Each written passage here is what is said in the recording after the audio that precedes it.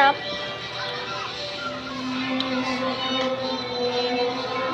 Unang tikim mo, parang meron, may may konting alat, tas, masarap. Tas medyo matamis.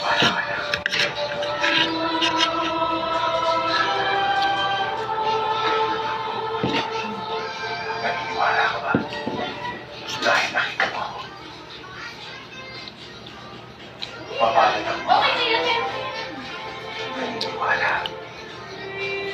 Kahit na hindi nila ako nakita. Tignan mo yung ano ko lang.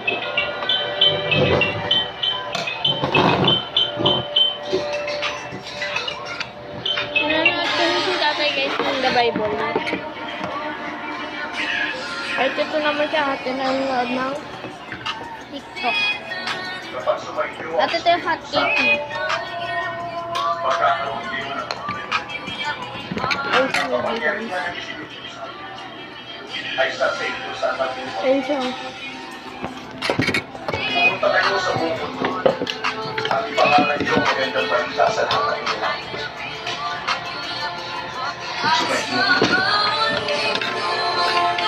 Ikaw, Miguel, bataya mo? Hindi.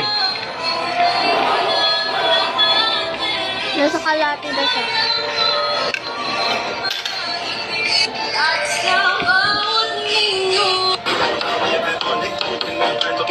Millionaire daw.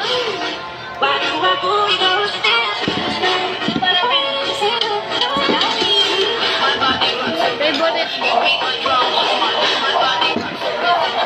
Favorite ko yung pinapanood eh. Millionaire daw. Mga be, ang sarap talaga nito, enchiladas, like legit. Ayan be, tignan mo naman, mangangasim ka talaga.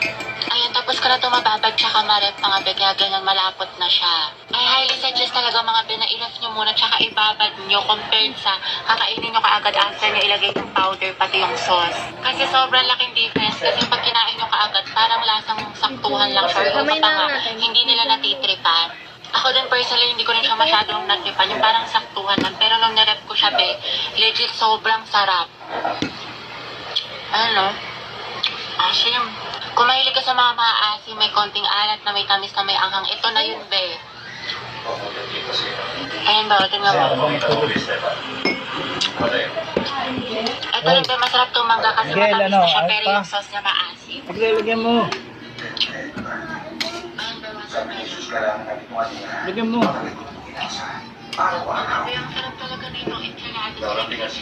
Lagyan mo yung sinigil. Ayun na guys. Bus na natin. At mangingi pa tayo. Pahingi pa ko ta. Hindi pa ako makakain ng iba yan.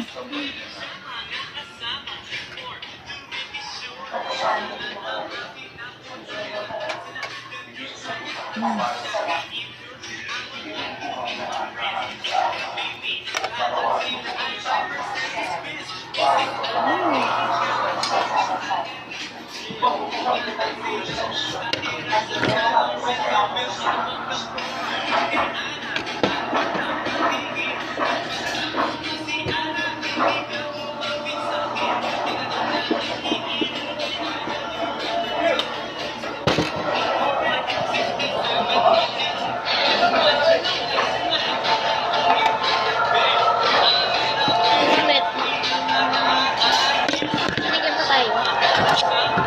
Igualat na.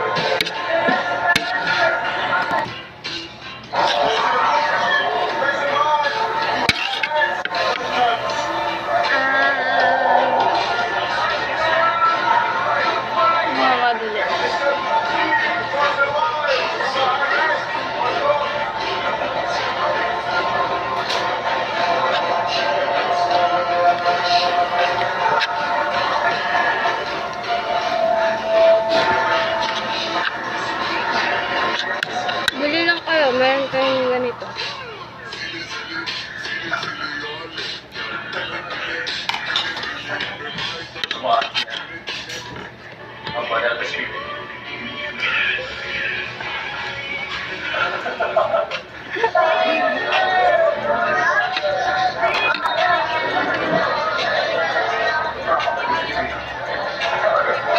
May pinapanood ko sa ate ko mga katala.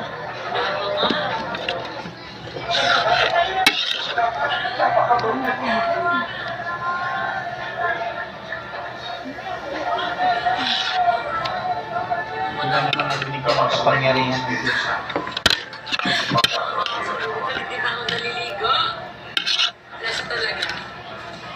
Wala akong pila ko. Kung hindi ka limang tasa, ay ibibigay ko sa'yo. Okay, try natin kay Teron. Sa pangalan ni Hesus Cristo, na ating Panginoon at tagapagligtas, tumindig ka at maglakad.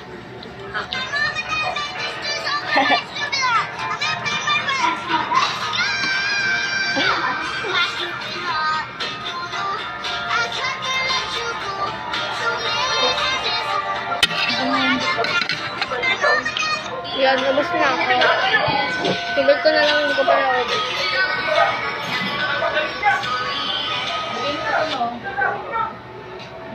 Akala niyo gumaling siya dahil sa kapangyarihan ko? Nangyari ito dahil kay Jesus. Hindi siya namatay. Kasama pa rin natin siya. Ang kapangyarihan niya ay nagpalakad sa tao ito. Si Jesus ang may gawa nito. Si Jesus ang may gawa nito. Si Jesus ang may gawa nito. Yes, si Jesus ang may gawa nito. Si Jesus ang may gawa nito. Yun lang guys, bye.